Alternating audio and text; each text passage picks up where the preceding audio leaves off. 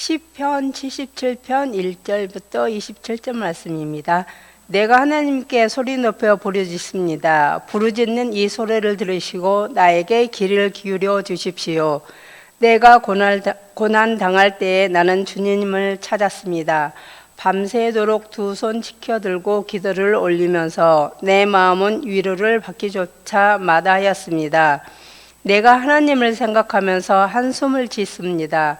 주님 생각에 골몰하면서 내 마음이 약해집니다. 주님께서 나를 뜬 눈으로 밤을 지새우게 하시니 내가 지쳐서 말할 힘도 없습니다. 내가 옛날 곧 흘러간 세월을 회상하며 밤에 부르던 내 노래를 생각하면서 생각에 깊이 잠길 때에 내 영혼이 속으로 묻기를 주님께서 나를 영원히 버리시는 것일까? 다시는 은혜를 베풀지 않으시는 것일까? 한결같은 그분의 사랑도 이제는 끊기는 것일까? 그분의 약속도 이제는 영원히 끝나버린 것일까? 하나님께서 은혜를 베푸시는 일을 잊으시는 것일까? 그의 노여움이 그의 긍휼을 거두어 드리는 것일까 하였습니다. 그때 나는 또 이르기를 가장 높으신 분께서 그 오른손으로 일하시던 때 나는 그때를 사모합니다 하였습니다. 주님께서 하신 일을 나는 회상하렵니다. 그 옛날에 주님께서 이루신 놀라운 그 일들을 기억하렵니다.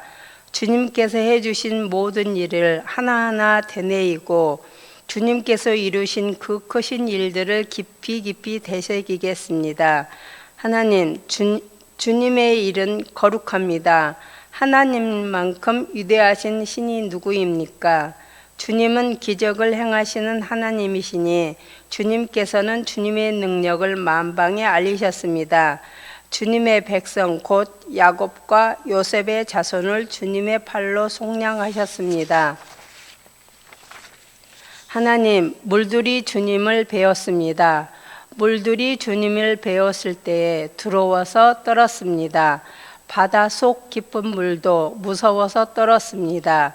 구름이 물을 쏟아내고 하늘이 천둥 소리를 내니 주님의 화살이 사방으로 날아다닙니다.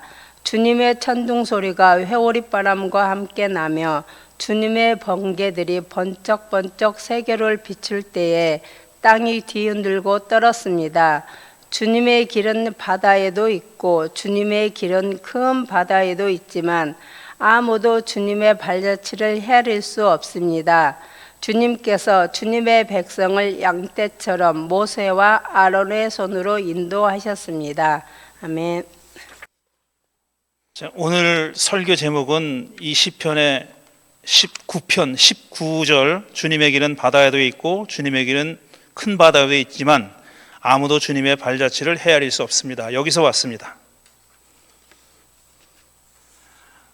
오늘 신년주일입니다. 제가 1993년 이 향린교회에 담임 목사로 부임했습니다. 1993년 11월에. 그러니까 지금 올해가 2024년이니까 31번째가 되나요? 94년 신년주일부터 제가 이 교회 그게 첫 신년주일이었으니까 31번째가 되는 거죠. 산수에 약해서 산수를 잘해서 대학을 갔는데 어떻게 산수를 이렇게 못하는지 모르겠어요.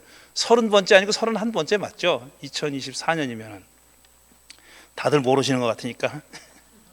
그동안 제가 신년주일이 되면은 신년주일에는 주로 이제 창세기 32장 야곱이 라반의 집에서 이제 부자가 돼서 자기 형을 만나러 고향으로 돌아가는 길에 야복강 나루터에서 하나님 혹은 하나님의 사람 혹은 하나님의 천사, 이게 세 가지로 지칭됩니다. 그 한 이야기 안에서 그분과 씨름하는 얘기를 읽었습니다. 그 얘기를 읽으면서 여러 번 비슷한 설교를 반복했는데 오늘은 다른 본문을 읽었습니다. 시편 77편을 읽었습니다. 제가 오늘 아침에 여러분께 보낸 짤막한 글에서 말씀드렸듯이 지금 세계 상황, 종교 상황, 교회 상황에 비추어서 우리는 어떤 집단이 혹은 어떤 교회가 어떤 공동체가 될 것인가 하는 얘기를 앞으로 몇 주 동안 해보려고 합니다. 그런데 그걸 그냥 시야를 좁혀서 우리 교회 아니면 우리 주변 이렇게 하지 말고 시야를 넓혀서 장구한 인류의 역사, 수백만 년이 되는 인류의 역사, 그 안에서 종교, 이런 것들에 대해서도 얘기해 보려고 하는 겁니다. 그런 배경 하에서 지금 우리의 종교는, 우리가 종교라고 지금 생각하는 현상은 어떤 성격을 가지고 있으며, 그 중에서 그리스도교, 기독교는 또 어떤 종교이며, 우리 향린교회는 어떤 공동체인가, 이렇게 좀 좁혀서, 포커스를 좁혀서 얘기해 보려고 합니다. 오늘은 그 첫 시간이니까 굉장히 넓은 얘기를 해보려고 하죠. 자, 종교의 역사는 곧 인류의 역사라고들 합니다. 인류의 역사와 종교의 역사는 같이 간다라는 말이죠. 그 말은 우리 인류가 기나긴 진화 과정에서 호모사피엔스가 너무 올라갔나? 호모사피엔스가 우리 현생 인류의 조상이 살면서 그때도 상당히 오래전에도 종교라고 부를 수 있는 현상이 있었다는 겁니다. 그걸 보여주는 흔적들이 많이 남아 있어요. 몇 장의 사진을 제가 보여드리려고 하는데 이겁니다. 자, 그 다음 사진 보시면은 이런 사진들, 사냥하는 사진이죠. 이 사진들이 라스코라고 하는 동굴 벽화, 그 다음에 알타미라 많이 들어보셨죠? 알타미라 동굴 벽화의 벽화들입니다. 동굴에 그려져 있는 사진들이에요. 그런데 지금 아주 그 부분만 보여드렸지만 이 그림을 해석하는 사람들은 저 시대에, 그러니까 수만 년 전이에요. 수만 년 전 그 시대에 종교라고 부를 수 있는 그런 걸 가지고 있었다는 것을 짐작하게 해주는 그런 대목들이 있다는 겁니다. 그리고 우리 인류는 까마득한 옛날부터 사람이 죽으면 매장을 했습니다. 매장을 했어요. 그냥 죽으면 시신을 그냥 버려두지 않고, 물론 버려둔 종족들도 있습니다. 새들이 와서 먹으라고 버려둔 종족들도 있는데 아주 오래전부터 시신을 매장했습니다.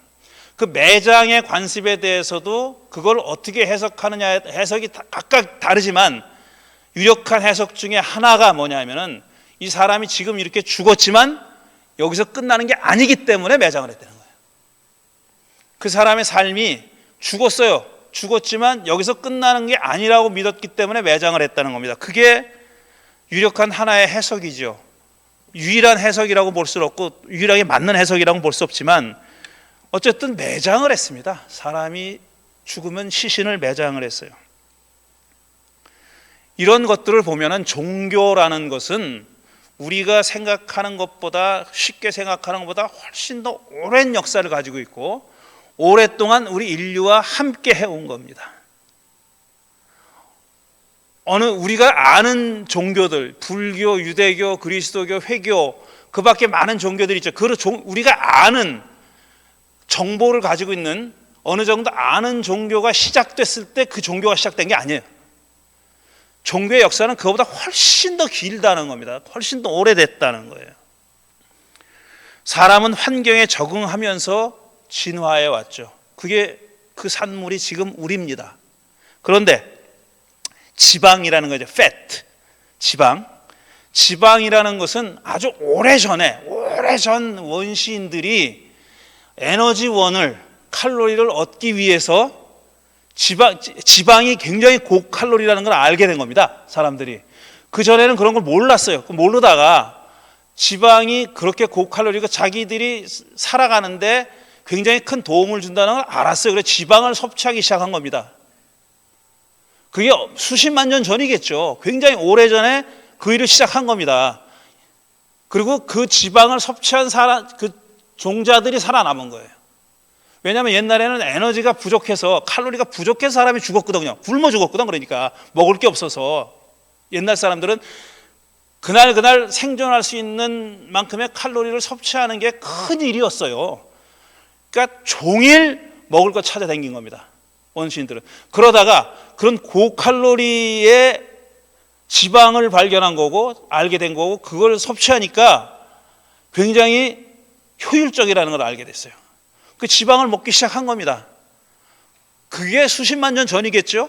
근데 지금은 어떻습니까? 그때 수십만 년 전에 뭐 무슨 고지혈증이 있었겠어요? 고혈압이 있었겠어요? 뭐 성인병 없었어요. 성인병이라는 게 그런 존재하지 않았던 시대에 지방을 먹은 겁니다. 사람들이 그때서부터 계속 먹어온 거예요. 근데 지금은 어떻습니까? 지방 다 피하죠. 회피하죠. 근데 지방이 또 얼마나 또 맛있어요. 이게 맛있어요. 지방을 싫어하는 사람들도 사실 맛있는 걸 알아요.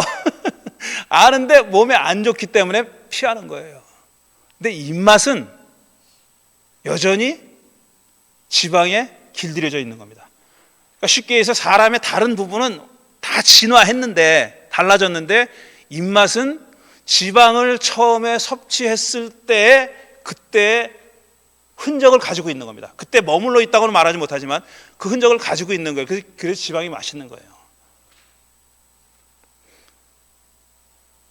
그런 것처럼 어떤 사람들은 종교라는 것이 그건 종교가 아주 오래전에 그렇게 수십만 년 전이라고 합시다. 언제인지 정확히 모르니까 수십만 년 전부터 사람들이 갖고 있던 종교, 지금은 종교가 필요 없는데 사실은 필요 없는데 그냥 관성적으로 가지고 있다. 마치 입맛이 지방에 길들여져 있는 것처럼 사람들이 종교에 길들여져 있기 때문에 가지고 있는 사실상은 종교가 필요 없다. 이렇게 생각하는 사람들이 있습니다. 그렇게 생각하는 무신론자들이 있어요. 그리고 우리가 잘 아는 칼 막스는 잘 알면 안 되는 건가? 잘 아는 칼 막스는 종교가 소멸될 거라고 생각했습니다. 그냥 없어질 거라고. 가만 놔둬도 없어질 거라고 생각했어요. 왜냐하면은 그건 구시대의 유물이니까. 이 사람이 이성적으로 생각해 볼 때 사람이 종교를 가질 이유가 없는 거예요. 그리고 종교의 폐해가 너무나 커. 그러니까 이건 언젠가 곧 없어질 거다라고 생각해요. 그게 종교의 소멸을 얘기한 겁니다. 종교가 무용하다, 쓸데가 없다, 아니면 종교가 해악을 끼친다. 그걸 더 나가서 종교가 소멸할 거다, 저절로 없어질 거다라고 생각한 겁니다. 근데 이 사람들이 생각하는 종교는 우리가 종교가 있어서 옹호하자는 게 아니라 종교라는 현상을, 우리 인류의 종교라는 현상을 생각하는, 그렇게 뿌리가 얕은 게 아니에요. 그렇게 그냥 편리해지면은, 또 종교라는 것이 별로 쓸데가 없어지면은 사라져버리는 그런 게 아닙니다. 종교는 우리 인류와 너무나도 오랫동안 같이 살아온 그런 옷 같은 거예요. 옷 벗으면 못 삽니다. 그런 거예요. 그거를 몰랐다는 겁니다.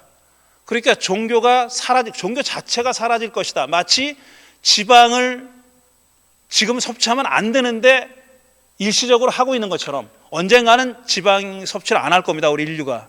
왜냐하면 그거 먹으면 안 좋다는 걸 아니까 사라질 거예요. 근데 진화라는 거에 시계의 이 시간표가 길잖아요. 우리가 생각했던 것보다. 그러니까 몇 년 사이에 일어날 일, 몇백 년 사이에 일어날 일이 아니라 몇천 년, 몇만 년 사이에 일어날 일이에요. 앞으로 지방이 진짜 우리 인간이 지방을 섭취 안 하려면 몇천 년, 몇만 년이 걸릴 수도 있어요. 왜냐하면 수십만 년 사이 동안에 우리가 거기 길들여져 왔기 때문에 그런 겁니다. 종교도 그렇게 될 수도 있죠. 하지만 종교가 소멸할 거라고 주장했던 사람들처럼 그렇게 그들의 주장처럼 짧은 기간 안에 없어지진 않습니다. 그게 없어지면은 그게 필요 없기 때문에 없어지는 거겠죠. 지방 얘기해서 생각나는 게 또 하나 있는데, 여러분 아침 드시고 오셨어요? 아침 식사라는 것을 지금부터 한 100년 전에는 영국 왕들도 못 먹었대요. 아침 식사, 브렉퍼스트라는 식사를 못 했다는 거예요. 그건 뭐냐면 아침 식사, 여러 가지로 아침 식사를 사람들이 할 만큼 여유가 없었어요. 삼시세끼를 먹을 만큼 여유가 없었다는 거예요. 그래서 아침 식사를 100년 전에는 영국 왕들도 못 먹었다는 겁니다. 깜짝 놀랐어요. 그 얘기를 듣고 제가 그 글을 읽고 깜짝 놀랐어요. 그러니까 우리가 지금 굉장히 칼로리가 넘치는 삶을 살고 있어 운동을 해야 되느니 뭐 트레드밀도 사야 되고 뭐 다 해야, 그게 불과 몇십 년 사이에 일어난 일입니다. 몇십 년 사이에. 한 100년 전에는 왕들도 아침 식사를 못했다는 겁니다. 종교도 비슷한데 종교 자체가 없어진다는 말, 그 말은 사실 믿기 어려운 말이지만 가만히 살펴보면은 그 종교가 태동했을 때, 그러니까 야스퍼스가 추계 시대라고 불렀던 시기입니다. 기원전 한 7, 8세기 경부터 몇백 년 사이, 그걸 추계 시대라고 부르잖아요. 그 시대에 대단한 인류의 역사에 대단한 일들이 많이 벌어졌어요. 그래서 그 추계 시대라고 이름을 붙인 겁니다. 그때 우리가 알고 있는 종교들이 다 시작됐습니다. 우리가 알고 있는 유대교, 불교, 회교, 그 다음에 그리스도교, 이게 다 이 추계 시대 때 시작된 종교들인데, 근데 마치 지방이 필요 없는데 우리가 여전히 지방에 끌리듯이 종교도 그 종교가 시작됐을 때 사람들이 갖고 있던 세계관, 사람들은 다 세계관, 가치관 안에다가 자기 종교를 담습니다. 종교적 가르침을 담아요. 그러니까 그릇입니다. 세계관 혹은 가치관이라는 것은 그 종교적 가르침을, 종교의 가르침을 담는 그릇인데, 그릇에 담아서 물려줍니다. 항상 그 안에 있는 음식물, 내용물만 물려주는 게 아니라 항상 그릇에 담아서 물려주는데, 후대 사람들은 뭐냐면, 아, 이건 그릇이고 이건 내용이네, 이걸 구분해 가지고, 아, 그릇이 낡거나 더러워졌거나 의미가 없으면 그릇을 버려야 되는 거예요. 그리고 자기 그릇에 담아야 돼요. 근데 종교뿐 아니라 다른 많은 분야에서 우리 인류는 그릇까지 계속 가지고 있는 경우가 많습니다. 그러니까 그게 뒤처지는 거예요. 말하자면 내용은 새로운데 그릇이 아직 옛날 그릇인 겁니다. 내용은 우리가 바꿀 수 있어요. 그릇을 버려야 되는데 그릇을 버리지를 못하는 거예요. 왜냐? 그릇이 중요하다고 생각하는 겁니다. 왜냐? 그릇과 내용을 혼동하는 거예요. 아니면 그릇과 내용을 떼어서 생각하지 못하는 거예요. 아, 이건 그릇이니까 이건 버려야 되는데. 그러니까 옛날 고대인들의 예수 시대의 세계관, 그러니까 예수님이 생각했던 세계, 예수님은 어떤 가치관을 가지고 어떤 세계관을 가지고 당신의 말씀을 전파하셨어요. 당신의 가르침을. 근데 사실은 그 그릇이 그 내용을 담기에는 낡았어요. 이미 그때 낡았어요. 근데 지금 2000년이 지난 지금도 그 그릇을 그냥 가지고 있는 거예요. 그거를 계몽주의 시대 이후로 사람들이 뭐라고 했냐면 신화적인 세계관이라고 불렀습니다. 그걸 신화적인 세계관이다. 신화적인 세계관이 뭐냐 하면은 이런 거예요. 쉽게 얘기하면은 사람의 세계가 따로 있고 신들의 세계가 따로 있어요. 신들의 세계 따로 있어요. 근데 사람들은 신들의 세계에 감히 범접을 못해. 근데 신들은 아주 자연스럽게 사람들의 세계에 관여하는 거예요. 감나라 배추나라 합니다.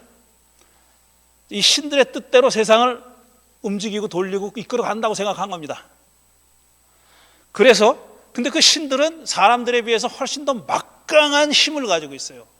사람들이 보기에 기적이라고 부를 수 있는 만한 일을 쉽게 그저 딱 하듯이 그냥 할 수 있는 그런 존재들이라고 믿었던 겁니다. 근데 그 신들이 우리 사람들이 사는 세계를 마음대로 좌지우지해요. 이끌어가고 마음대로 죽이기도 하고 살리기도 하고 복 주기도 하고 화 주기도 하고 막 그렇게 되는 거예요. 그러면 사람들은 어떻게 생각하느냐 하면은 야, 신들한테 잘 보여야지 이렇게 생각하는 거예요. 신들한테 잘 보여서 뭘 좋은 걸 받아내고 잘 보여서 당할지도 모르는 화를 피해야 되겠다 이런 생각을 하는 겁니다. 그래서 예배를 하고 제물을 바치고 신들을 얼러야 돼. 그게 우리 인간들의 오랫동안 해온 제사 의식입니다. 예배라는 거예요. 리추얼.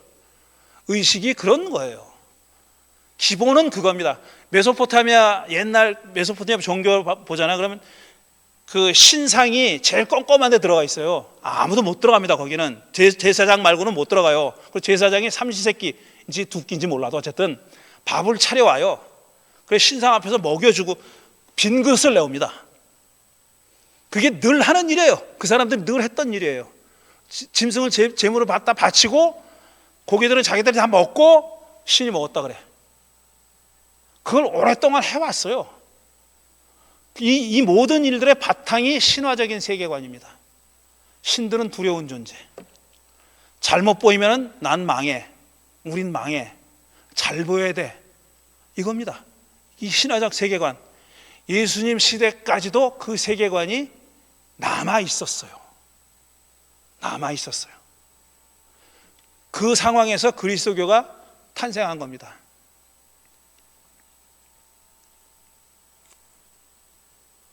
그리고 그 후에 교회는 그 그릇까지 내용물인 줄 알고 그릇을 버리지 못하고 계속 물려받은 거예요.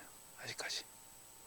지금 우리가 갖고 있는 그리스도교 신앙이라고 갖고 있는 내용 가운데 많은 것들은 정말 내용이 아니라, 그릇에 담겨있는 보물이 아니라 그릇까지도 다 보물이라고 착각하고 있는 경우가 많습니다.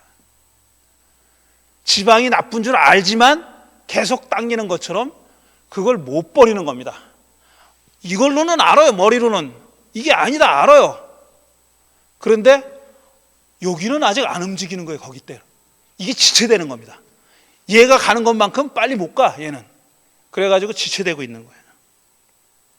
옛날에는 캄캄한 길을 걸을 때 귀신이나 도깨비나 유령이 나올까 봐 걱정했지만 요즘은 뭘 걱정합니까? 뭐 폭치기 하는 강도가 나타나는 거 아니야? 이 성폭력 저지르는 그런 놈이 나타나는 거 아니야? 이렇게 생각하죠. 이건 아주 정말 중요한 메타포가 될 수도 있는 거예요. 지금 사람들은 신에게 벌 받을까 봐 두려워하지 않습니다. 누가 그렇게 합니까? 사기치는 이른바 성직자들, 그놈들 죄다 무신론자예요. 무신론은 나쁜 뜻으로 하는 얘기 아니, 실제로 현실적인 무신론자라고. 그렇게 자기도 믿지 않는 얘기를 해요. 그렇게 하라고. 자기는 안 하면서. 그건 무신론자지. 그냥 신이 있다고, 신이 정말 내가 이런 짓을 하면 벌을 줄 거야 라고 믿는다면 그렇게 하겠습니까? 그게 못하죠. 요즘은 그 누구도 신이 벌 줄까 봐 두려워하지 않습니다. 그리고 신이 내가 이렇게 착하게 살면은 착하게 산 만큼 복을 줄 거야 라고 믿지도 않아요. 사필 규정이니 이런 거 다 예외가 너무 많아가지고 그게 원칙이 아니라는 거, 더 이상 원칙이 아니라는 거 다 압니다. 신이 사실상 부재하다고, 없다고 생각하는 거예요. 이래서 무신론이 나온 겁니다. 한때 지금 몇백 년 전에 유럽에서 무신론 한참 기승을 떨치고 신이 죽었다고 막 얘기하고 그랬을 때 상황이 이런 겁니다. 그릇과 내용을 구별하지 않고, 신이 죽었다고 말했던 사람까지도 그릇과 내용을 구별하지 않고 싸잡아서 그게 다 죽었다라고 얘기하는 거예요. 이제는 사람이 두려워질 만큼 사람의 자율성과 사람의 힘이 커졌어요. 심지어는 신에 비등할 만큼 커졌어요. 그게 지금 현실입니다. 그러니까 옛날에 아무것도 할 수 없었던 그냥 무력한 원시인들이 신을 섬겼던 것과는 종류가 달라요. 그런 시대가 더 이상 아닙니다. 그리고 신이 모든 걸 다 해줄 거라고 믿지도 않고, 내가 이런 잘못을 저지르면 신이 벌 줄 거야 라고도 믿지도 않아요. 사람을 두려워하죠. 사람을. 그런 겁니다. 그러면 종교가 없어져야 되죠. 근데 그렇게 되지 않아요. 왜냐하면 종교는 신의 존재와 같이 가지는 않습니다. 그러니까 사람들이 신이 더 이상 무력하다거나 부재하다거나 힘이 없다거나 없다거나 아예 존재하지도 않는다거나 그렇게 믿는다 쳐도 종교는 없어지지 않아요. 신과 종교는 같이 가는 건 아닙니다. 왜 그러냐 하면은 사람들은 그동안 신에 대한 생각이 달라졌어요. 사실상 우리가 신이 인간계와 신계가 따로 있다고 했는데 올라가서 본 놈이 어디 있습니까? 그 위에 올라가서 신들이 이러더라. 진짜로 본 사람이 어디 있어요? 자기가 비전으로 무슨 환상 중에 봤다고 주장하는 사람이 있어도 그거를 객관화 못 하잖아요. 객관적으로 일반화할 수가 없잖아요. 그 사람의 특별한 경험일 뿐이지. 그 위에 올라갔다가 내려왔다고 입증할 수 있는 사람이 어디 있냐고. 그런 거 없어요. 없어. 이제는 신을 그렇게 생각하지 않는다고요. 그러니까 왜 종교가 신이 죽었느니 없어졌느니 힘이 없느니 해도 계속 이어지느냐 하면은 신에 대한 생각이 달라졌기 때문이에요. 이제 더 이상 현대인들은 신이 잘못하면 벌 주고 잘하면 상 주고 이런 신이 아닙니다. 언제든지 신이 하고 싶으면은 인간 세계에 내려와 가지고 미주알 고주알 참견하고 너 임마 이래선 안 돼 저래선 돼 이렇게 하지 마 이렇게 하는 신이 아니에요. 이제는 우리가 아무리 그렇게 기도해도 그런 일은 일어나지 않습니다. 기도에 응답받았다는 사람 참 많은데 다들 굉장히 주관적인 거예요. 내가 주관적인 게 의미 없다고 얘기하는 게 아니에요. 그건 주관적인 거라는 얘기입니다. 그냥 주관적인 거예요. 그렇게 믿는 거 좋아요. 그렇게 저도 그렇게 믿어요. 저도 그렇게 달라고 기도하잖아. 그러니까 방금도 했잖아요. 그렇게 하는데 그건 우리의 오랜 관성이에요. 기도하지만 깜짝 놀랄지도 몰라요. 기도하지만 그렇게 되리라고 내가 기도한 대로 되리라고 믿지 않습니다. 그렇게 바랄 뿐이에요. 우리는 그게 우리의 소원이라고 들어주길 바라는 분이 들어줬으면 하는 겁니다. 그리고 참고라도 해주셨으면 좋겠다 하는 거예요. 이렇게 얘기하면 저놈은 정말 저러고도 어떻게 목사를 하고 저하고 30년 40년 동안 하고 있나 하겠지만 솔직히 하자고 솔직하게 보자. 우리가 여러분 기도하는 대로 다 마치 믿지 않으면 안 이루어진다고 또 협박을 해. 구원 받았다는 확신이 없으면 너 구원 못 받아. 이것처럼 말 안 되는 얘기가 어디 있어 세상에. 믿어야 응답을 받는다. 이것처럼 거짓말이 어디 있습니까?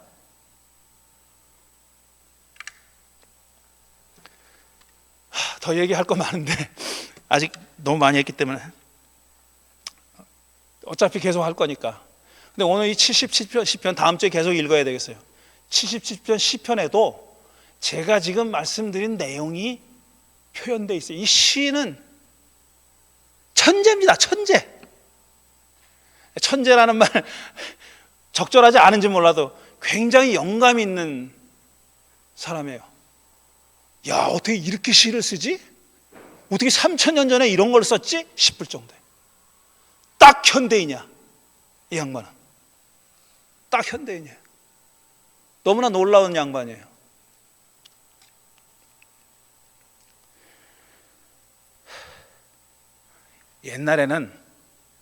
옛날로 올라갈수록 어떻게 생각하냐면 우리가 신을 안다고 생각했어요. 안다고. 신은 이런 분이다. 신이 이걸 원한다. 이건 원하지 않는다. 이거 안다고 생각했어요. 그거의 토대가 뭐냐면 경전입니다. 경전. 각 종교가 가지고 있는 경전에 그 신의 요구가 담겨 있잖아요. 그러니까 그 신의 요구, 경전에 담겨 있는 신의 요구가 곧 신의 요구라고 생각했어요. 경전에 담겨 있는 신의 요구가 아니라 곧바로 그게 신의 요구라고 생각했던 겁니다. 근데 그 경전은 뭐냐? 사람이 쓴 거예요. 사람이 신은 이렇다고 생각하고 쓴 겁니다. 그렇게 믿고 쓴 거예요. 그러니까 경전을 썼던 시대의 사람들이 신을 그렇게 믿었던 겁니다. 그게 거짓말이라는 얘기도 아니고 사기라는 얘기도 아니에요. 그 사람들은 정말 진심을 다해서 최고의 정직성을 가지고 쓴 거예요. 그런데 그게 몇천 년 지난 우리한테는 안 맞는 겁니다. 그리고 가장 먼저 드는 생각은 뭐냐면은 이 사람들은 마치 신의 속마음을 들여다본 것처럼 썼지만 사실은 그게 아니라는 것을 알게 된 겁니다. 이 사람들도 모르고 쓴 거예요. 모르고 자기들의 희망과 원망과 이렇게 됐으면 하는 것과 이건 아니었으면 하는 것, 그런 열망을 담아가지고 경전을 쓴 겁니다. 그걸 구별할 필요가 있다는 겁니다. 지금은 그래서 점점 신을 알 수 없는 분으로 여기게 된 겁니다. 근데 놀랍게도 이 시편 77편에 그게 있다니까. 야, 이 사람은 도대체 수천 년 전에 어떻게 이런 걸 썼지? 싶을 정도로 그런 게 있어요. 그 얘기는 다음 주에 해야 되겠죠. 오늘 너무 많이 했으니까 힘들어요. 저도 너무 열심히 해가지고 힘들어. 잠깐 묵상하는 시간을 갖겠습니다.